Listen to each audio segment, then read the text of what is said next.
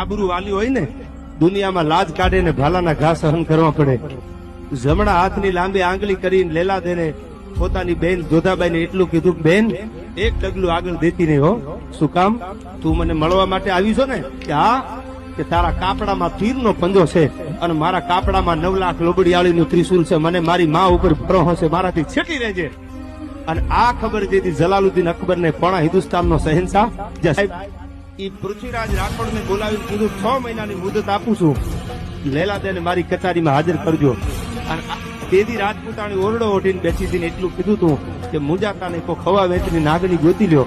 અને ખુમા પણ બાગડતા બાગડતા ફળાની પડગલી વાગતી આવે. 6 મહિનાની મુદત હતી.